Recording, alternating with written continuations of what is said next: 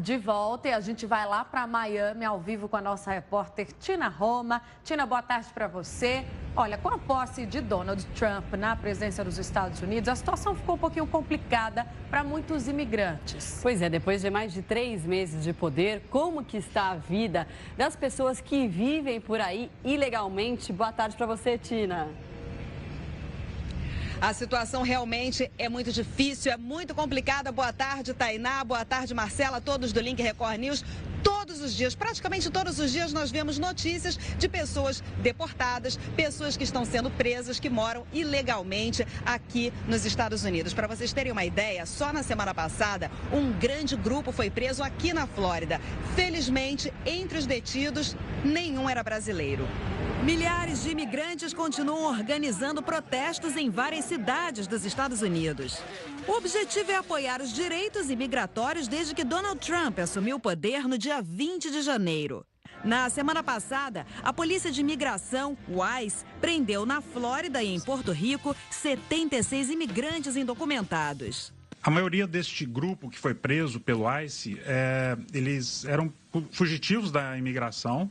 Ou seja, havia uma ordem de deportação já emitida pelo juiz, que eles estavam em desobediência, e havia um grupo significativo com antecedentes criminais e crimes não relacionados com imigração, crimes comuns. Não havia nenhum brasileiro neste grupo.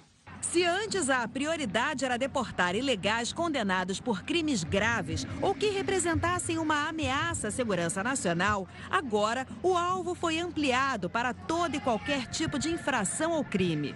Mas o número de deportados pelo governo Trump ainda é pequeno se comparado ao governo anterior. Eles estão intensificando agora as deportações e as prisões, porém um número interessante é que quase 250 mil deportações aconteceram só no ano passado, que foi o último ano da administração do Barack Obama. De acordo com dados do Departamento de Segurança Interna, em março deste ano, os agentes fronteiriços prenderam mais de 12 mil pessoas, a maioria centro-americanos que tentavam cruzar a fronteira ilegalmente.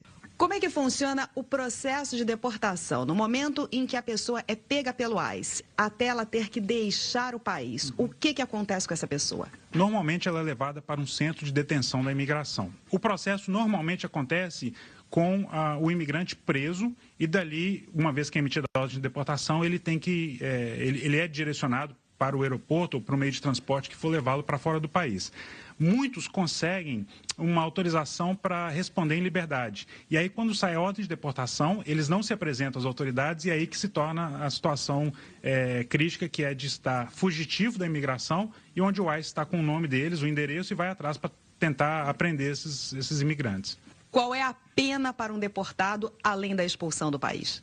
Se ele tiver realmente cometido algum crime e tiver que cumprir pena, normalmente ele cumpre pena aqui nos Estados Unidos e após o cumprimento da pena, aí sim ele é deportado e inicia-se um processo de contagem de tempo que são 10 anos barrado de voltar nos Estados Unidos. Para acelerar o processo, que tem demorado até anos, o governo quer contratar mais agentes de imigração e ampliar a estrutura judicial, mas ainda não conseguiu colocar isso em prática.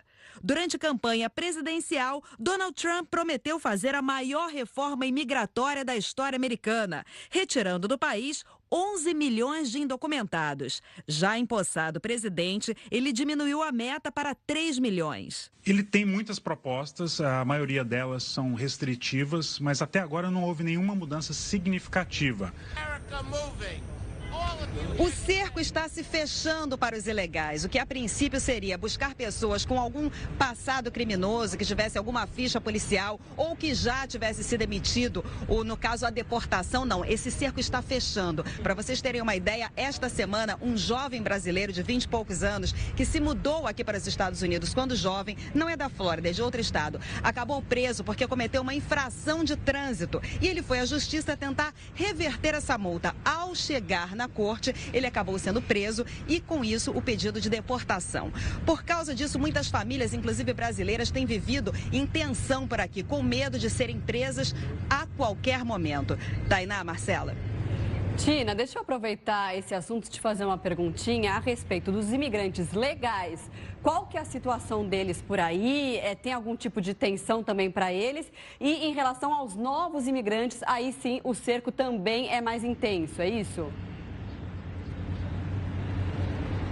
Essa caça, né, que muita gente chama desse jeito, acontece com relação aos ilegais. Quem está aqui legalmente, que veio a trabalho ou que casou com algum americano, enfim, que tem a sua situação legalizada aqui, seja através do visto, ou que já tenha o green card, ou que já tenha se tornado cidadão americano. Essas pessoas, esses imigrantes que vivem legalmente aqui no país, não, absolutamente nada mudou. Realmente a atenção é para quem está aqui legalmente. Com relação aos brasileiros, eu já falei sobre isso em outro momento com o advogado Alexandre Piquet. Muitos brasileiros vêm para cá com visto de turista e permanecem no país. Então, no momento em que esse visto deixa de ter validade, essas pessoas se tornam ilegais e, portanto, com relação a estas pessoas, sim, o clima é tenso e essas pessoas podem ser presas, flagradas e, por isso, inclusive, deportadas a qualquer momento. Marcela.